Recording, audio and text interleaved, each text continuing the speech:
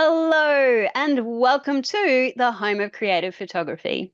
In this week's video, we'll be taking a behind the scenes tour to see how I photographed and edited my conceptual composite artwork, One Day I'll Fly Away.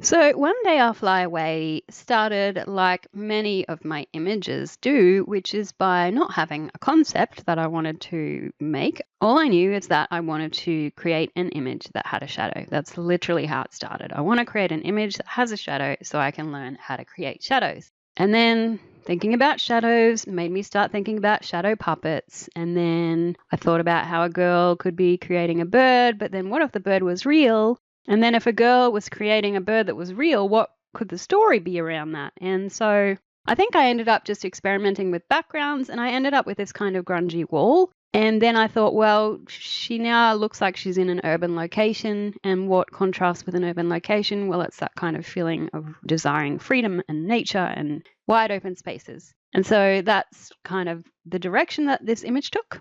And that's why I so firmly believe that starting with a technique is often the best way to generate ideas. And that's why it's the way I teach, because ideas can be really hard to come up with. But once you're working with a technique, that gives you like a little box to create within. So how this was created. So firstly, we'll work through the file together, but originally I started with just this wall. Now, this wall was photographed in Europe somewhere, and I liked that it had pretty much a story to tell. It's got different layers going on. The bricks revealed under the paint. And I actually stretched it out and cropped it in a bit. I don't normally like to stretch out images, but I did in this case, so you can see what it started with and what it ended up as. I didn't like that this piece of wall was not quite on a third. It was in a bit of an awkward position, so I actually just selected this part of the image and then moved it all down. So then we got this wall here. Now, I knew that I wanted to see through this wall to something more nature-y behind. So I actually created a hole. So all I did in Photoshop, I'll show you actually, is created a mask that was a little bit wonky. So it made it look like it was very uneven. And then that created this hole in the wall. To make that look even more realistic, I just added a curves level and pulled that up a little bit. And then that put a little bit of light around the edges, because you imagine if you're looking through to a kind of nature-filled scene that maybe the sun would be hitting the little bits of brick here. Then I just lightened up the whole image. I felt that it was a little bit too dark. Then I brought in the subject picture. So this, I'll show you, was photographed in my garage. Now, I wasn't thinking about the bird concept at this time. Obviously, her hands are shaped like a bird, but I didn't think I would make it into a big bird. So to shoot this, I was using a flash that was hitting me from here so that it would capture my shadow. But in the end, I didn't end up using one of the flashlit shots because the flash wasn't firing for every shot, and I ended up with this one that didn't have the flash firing, and it was the one I ended up using. I decided to create the light myself in Photoshop. So I basically then added her shadow. Now, to create a shadow, basically I just made a selection of her, filled it with black, and then I used that as the shadow. So you'll see here.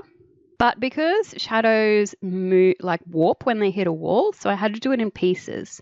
So I warped the bottom of the shadow so that it would be going this direction, and then move the direction as it hit the wall. Then I added the top half. So what I did is filled her with black. Then I made a selection of the bird. So I'll show you the bird picture.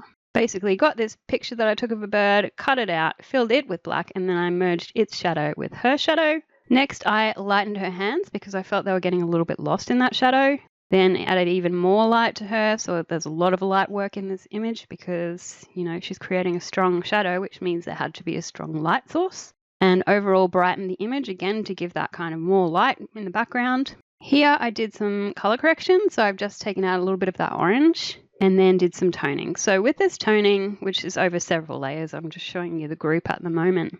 But I was really just trying to add as much contrast as possible and still trying to take out that yucky orange tone. So now you can kind of feels like there is a direct light behind her that might be casting the shadow. It's still not quite there yet though. Then I added a vignette. So I wanted to kind of make this light look a bit more spot-like, like maybe a car or something had lit her up from behind. Then I'm still really working with those colors and bringing out a lot of saturation and contrast. And then I do what I called grungy toning. So that really just kind of made it even more icky and urban, because I thought if she's trying to escape from this environment, then it's probably not particularly very pleasant. But as usual, I then decided I didn't like that, and I took out all the contrast and made it really, really flat lighting.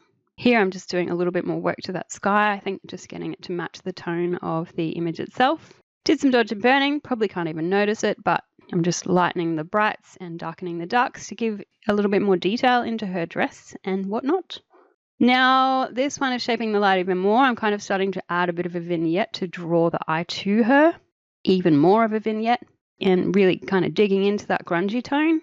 Now, here, this is going to be a shadow for what pops in next, which is this vine. And the reason I added that is because I wanted to give the impression that whatever's happening on the other side of the wall is probably a bit nicer than where she is now. So I thought if I had a little vine growing through, kind of reaching out to her, that would give a bit more explanation to the story as to why she wanted to escape through that hole. Now I'm just taking out some of that contrast, like it was just a little bit too contrasty, and I'm adding some light to this section because I felt like it was sort of pushing the eye in a direction I didn't really like. Then I've sharpened it, so you'll see the details in that wall really come out.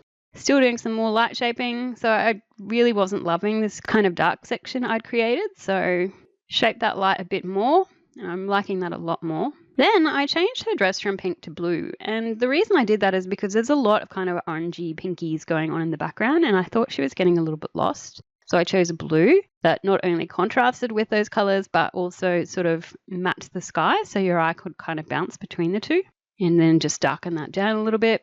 Gave it an overall kind of burgundy tone because I wasn't loving the sort of blues in the ground.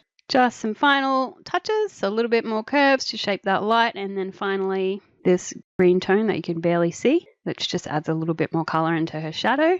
And so that was the final image. Now, I worked on this for weeks. It was just one that wasn't making me happy, so I kept messing with the toning and the light. And usually when I do that with an image, it's not one that I'm ever going to love. And I don't hate this image, but the grittiness in it is a little bit too overwhelming for me, I suppose. But that's kind of the point. You know, you want to be escaping from a gross environment into a beautiful one. So this image was later used on a book cover. So this is it here. It's very different. I didn't like this version for a long time. I just thought, oh, I don't really like that yellow. But in comparison, like the light is a lot better.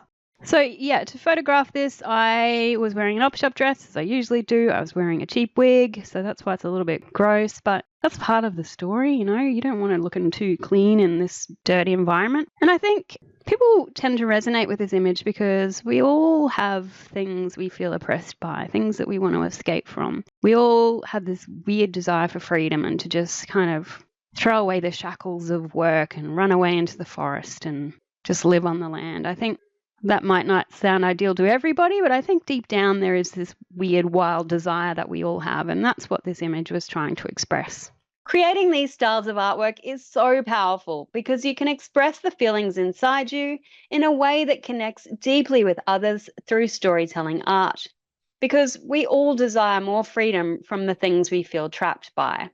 So if you'd like to learn this skill for cheaper than the cost of therapy, come check out my course Exposing Illusions. Otherwise, I'll see you again soon.